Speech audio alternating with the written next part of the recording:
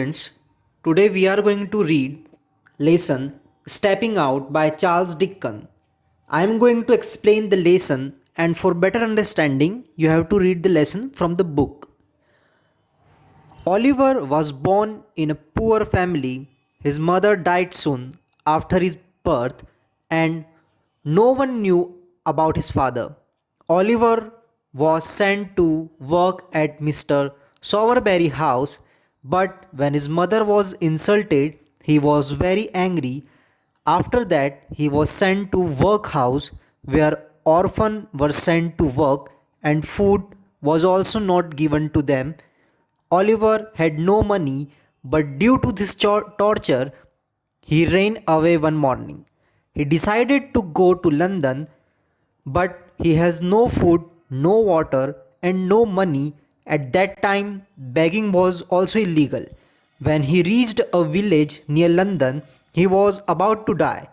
A man named Jack Dawkins found Oliver and brought some food for him and also offered him to live in a gentleman's house.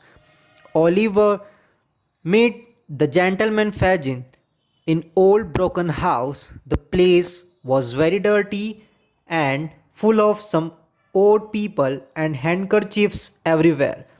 Oliver noticed that the people, those who are living in the house, were playing a strange game. They had to take out a handkerchief from Fagin's pocket such that he should not notice. Oliver also started playing the game in some time. His friends were going out to work. He also wanted to go with them. Oliver got permission to go out and work with his friends on the street. Fagin asked him to go with Charlie Bat and his friend Artful Dodger. They three went to work. Oliver was working between the two of them and thinking what he would be asked to do first. They went to a place which was very dirty. Oliver was thinking that two of his friends are going to cheat Fagin by not going to work. As they were talking, they passed a narrow court and suddenly Dodger stopped Oliver, asked him, "What's the matter? Why you stopped?" So Dodger asked him, "Keep quiet," and asked him to see a man standing at the bookstall. Oliver asked the old man, "Over there is Dodger," said, "Yes, see him, he will do." Oliver was very confused, not allowed to ask anything about what's going on. After that, two boys walked across the road and stood behind the gentleman. Oliver moved 2 3 steps after them without knowing what to do. The old man took a book from the bookstall and started reading it. He was deeply lost in the book, not caring about anything. Oliver was very scared and was looking at Dodger, who took out handkerchief from the old man's pocket and handed over it to Charlie and ran away to a corner. Oliver was very confused and very scared. He also started running as fast as he can. This all happened very quickly. As always started running, the old man put his hands in his pocket and he found that his handkerchief was not there. As Oliver was running very quickly, he concluded that he thought that Oliver took his handkerchief and started running behind him, shouting, "Stop thief, stop thief." Not only old man to get the attention of everyone on the street, Dodger and Charlie also started running behind Oliver with the old man, such that there was any magic in the sound "Stop thief." Everyone on the street left their work and started running behind Oliver. Even the passenger and the dog also started running. He stopped and he was lying on footpath. Everyone was watching him and those who were passing by, they were also trying to get in the crowd to see what was happening. Some people said, "Give the space so that he can breathe properly. Some say, no, he deserves this only. After the people asked the old man to come and see that he is the same boy who had stolen his handkerchief or not. Oliver was lying down, covered in dust and mud, and blood was also coming out of his mouth. He was looking at everyone who surrounded him.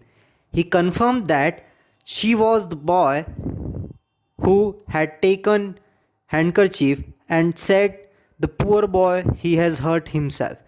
After that, the man came forward and said, I stopped him in me, while a police officer came there and caught Oliver by his collar and forced him to get up.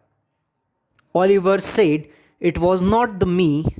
The other two boys have done this. I haven't done anything. Officer said, I know they have not done anything. You get up. Old man said, don't hurt him. Police officer also replied, I won't, sir. Officer holding Oliver's collar asked him, can you get up on your legs? Oliver was not unable to even stand up, but somehow he managed to stand, and officer took Oliver with him in a very high speed. The old man also started walking behind him. As they were moving through the street, everyone was looking at him. The two boys, Dodger and Charlie, were shouting out of happiness as they have done this, and they went. This is all about the chapter. Animation video and summaries also provided here for the better understanding and the correct pronunciation. One morning, Oliver obtained permission to go out and work on the streets. Old Fagin placed him under the joint guardianship of Charlie Bates and his friend, the artful Dodger. The three boys sallied out.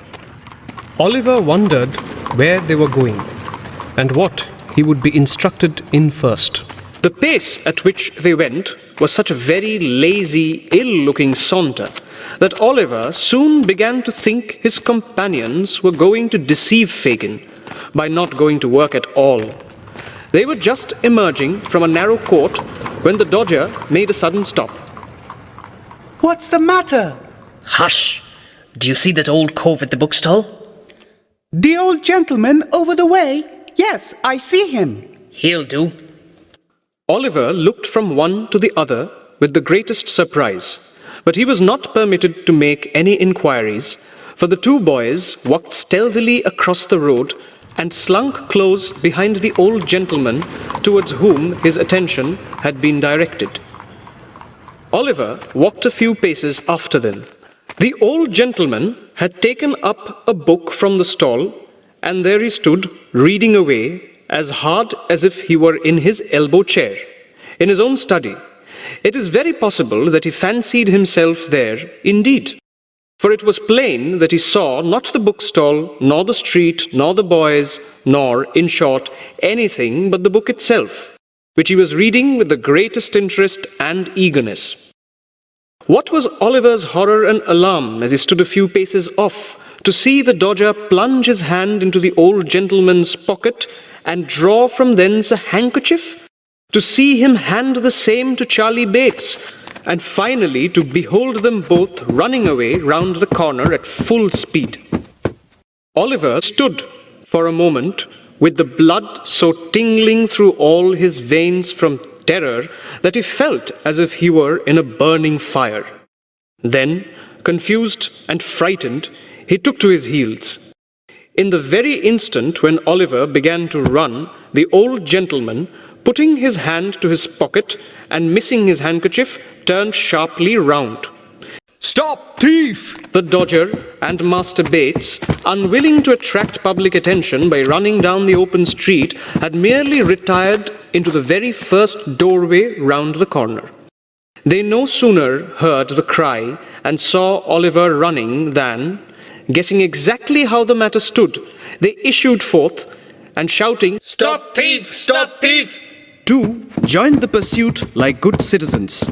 Stop thief! There is a magic in the sound.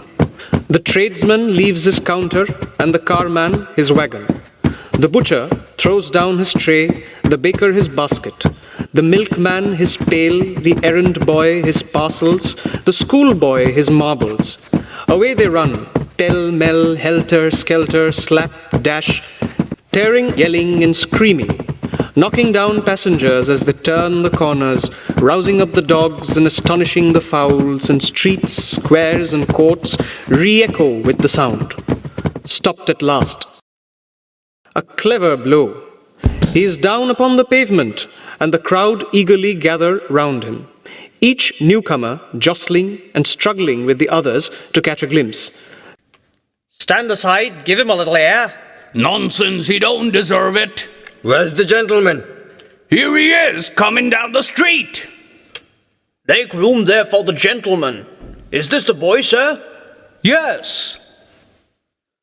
Oliver lay, covered with mud and dust, and bleeding from the mouth, looking wildly round upon the heap of faces that surrounded him. When the old gentleman was pushed into the circle by the foremost of the pursuers. Yes, I'm afraid it is the boy. Afraid, that's a good one.